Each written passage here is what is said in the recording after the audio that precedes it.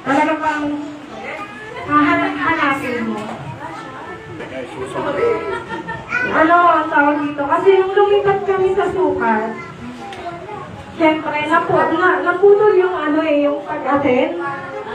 Parang hinahanap-hanap talaga siya ng puso mo.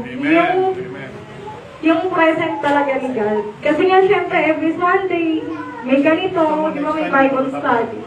Kasi may mga time talaga na kung ano yung naririnig mo sa mga payo ni Tito Ray, turo niya, minsan talagang lumalakas sa buhay natin. Talagang nararamdaman mo. Kaya nga sabi nila, di ba, kahit anong problema, kahit anong pinadalas mo, wala kang magiging takot pag si Lord yung kasama. Amen! Kaya sobrang happy ako. Kasi yung unang punta namin ng sukat, medyo nakakalungkot. Kasi nga, siyempre, piruin mo siya, na 3 years old, tatanungin ka niya, hindi pa ba tayo mag-church? Lagi niyang hinahanap si Teacher Edith. Piruin mo yung 3 years old, siya ba yung kahit alam mo, nalulungkot ka na nga, kasi, yung hinahanap ko talaga yung presence kasi nga nasanay ka rin. So thankful kasi si Ate Lisa, umaatin siya. Umaatin din siya sa ganito. Tapos doon ko naramdaman, doon ko natutunan sa kanya na, ba't kaya yung mga nagte-testing nun? Ba't kaya sila umiyak? Ano bang pakiramdam nila? Ano ba yung nasa puso nila? Ngayon naramdaman ko. Ganun pala. Pag si Lord talaga, yung umaano sa puso mo, talagang ang sarap pala na mararamdaman mo siya.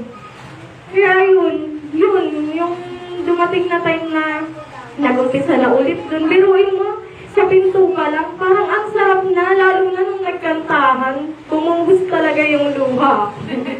Kasi nga, hinahanap-hanap mo talaga siya. Kaya yun, pag nag-thank you ako kay Lord kasi nakapunta ulit ako kung saan yung bahay. Sabi mga kaibigan, kung saan yung bahay na una kong natutunan.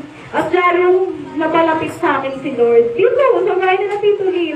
Dito ka naman talaga naramdaman. Kasi actually, talaga naman na, syempre, iba pala yung ganito.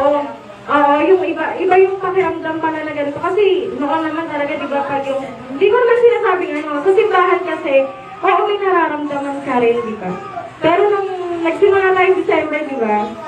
Yung parang ang dami mo talagang matutunan. Promise, thank you Lord. Ang dami mong matutunan na talagang totoo nga yung sinasabi nila na pag si Lord, yung lagi mong sinasandalan, lagi mong ang sarap sa pakiramdam.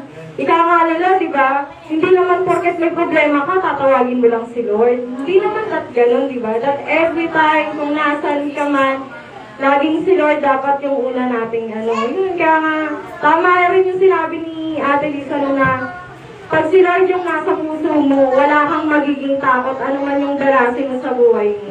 Amen! Ayun, thank you kasi ito na ulit, naka-attend. Kaya nga, Tito Lil, sorry pagka na-invite mo ako. Hindi ako nakakano kasi ayoko makako Diba kasi ka naman pupunta. At least kita ko na dito. Kaya ngayon sinat ko si Tito Lil, see you soon. Thank you po. Yan, diba? Talagang si Lord ang tumatawag sa bawat isa sa atin. So, dapat sana maging thankful tayo pagka meron tayong